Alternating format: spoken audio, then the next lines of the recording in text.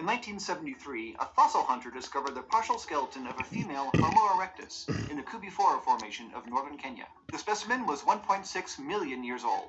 Today, she's known as KNM-ER 1808. Her skeleton was pretty complete given its age, including parts of her skull, limbs, and pelvis. And the anthropologists who studied her remains quickly noticed that there was something strange about the bones of her legs and arms. The texture of her bones was coarse, with patchy areas of new bone growth. That coarse layer was evidence that something had seriously disrupted the normal functioning of her bone cells before she died. This would have been very painful and ultimately fatal. But what could have caused this condition? Oddly enough, it looks like it might have been something she ate. The researchers who originally studied the bones considered several possibilities, and no diagnosis was a perfect fit. But they eventually settled on one that's pretty uncommon these days: an overdose of vitamin A. While vitamin A is usually good for us, helping us with color vision and healthy immune systems, in high doses it can cause toxicity and a painful death. I'm talking peeling skin, gastrointestinal problems, a risk of seizures, and then bone pain and swelling. And those original researchers thought that the most likely way that this poor Homo erectus got a hold of that much vitamin A was by eating the livers of carnivores. Now, like us, our hominin ancestors could and did eat pretty much everything.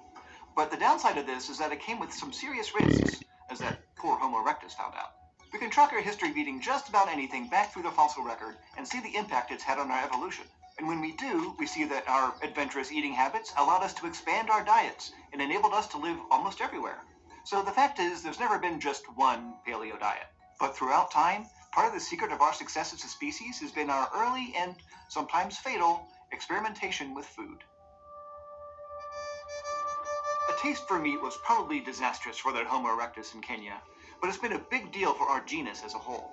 Our early hominin relatives, like Australopithecus anamensis and Paranthropus boisei, probably had plant-based diets. Likewise, our closest living relatives, chimpanzees and gorillas, eat lots of what we consider low-quality foods, things that aren't calorie-dense, like grasses, leaves, and unripe fruit. And they only get small amounts of animal protein from insects and the occasional bit of meat.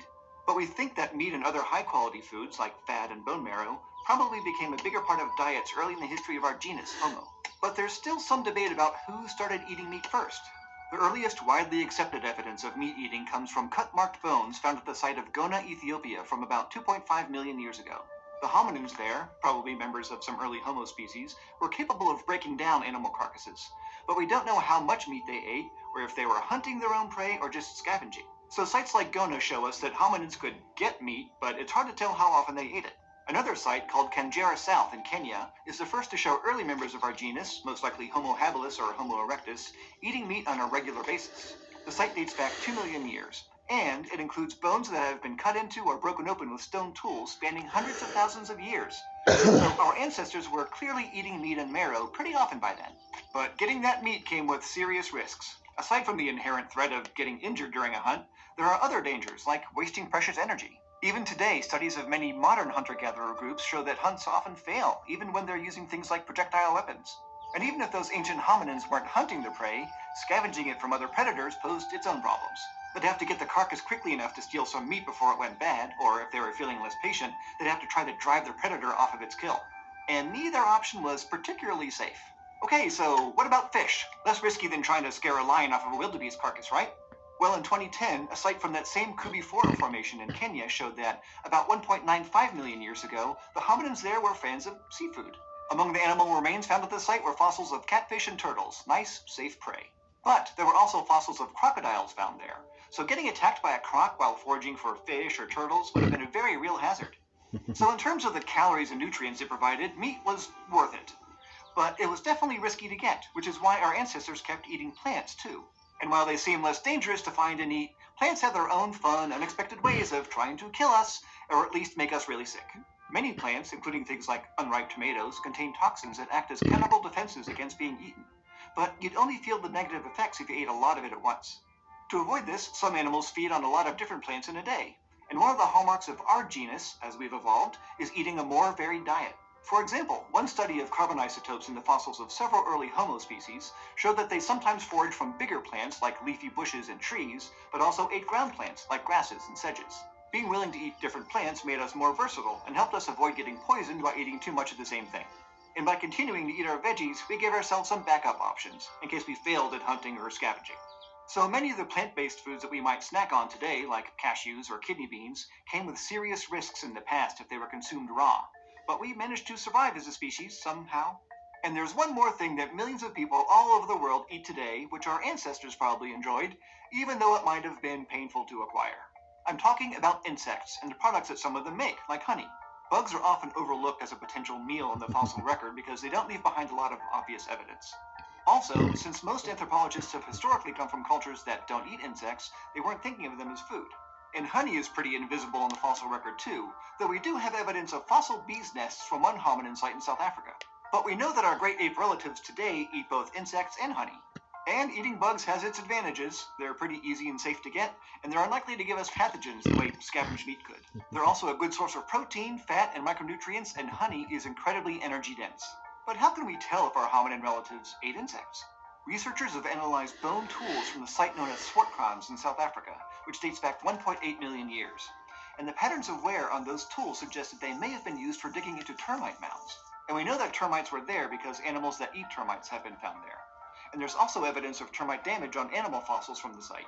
Yeah, apparently some termites seem to eat bone, maybe for the nitrogen. But there's a debate about who made those bone tools, because we found fossils of both Homo and Paranthropus robustus there.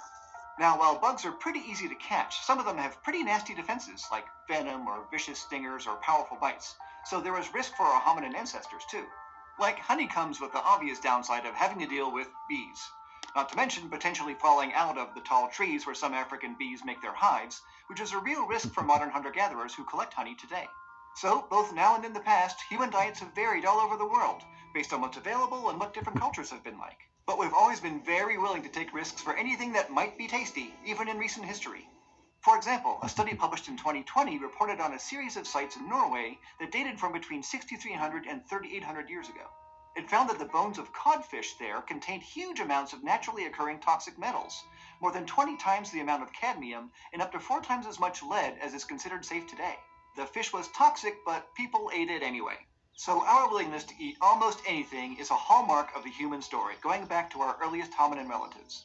We've ingested nearly everything we could find: insects, mammals, reptiles, fish, birds, plants, and animal byproducts like honey. And so did hominins like Homo erectus. But it didn't always work out for us, as KNM-ER 1808 might have found out the hard way. So, anthropologically speaking, there's no such thing as a single so-called paleo diet. We've made the best with whatever's been available. But we also know that, on the individual level at least, being an adventurous eater could be risky business. Okay, if this episode left you hungry for more human evolution content, be sure to check out our Human Evolution Learning playlist. You'll learn the fundamentals about what we know and what we're still discovering about the evolution of Homo sapiens. And a big thank you to this month's Eontologists: Patrick Seifert, Jake Hart, John Davison-Ing, Sean Dennis, and Steve. And as always, I want to thank you for joining me in the Konstantin Haase studio. Be sure to subscribe at youtube.com/eons for more adventures in evolution.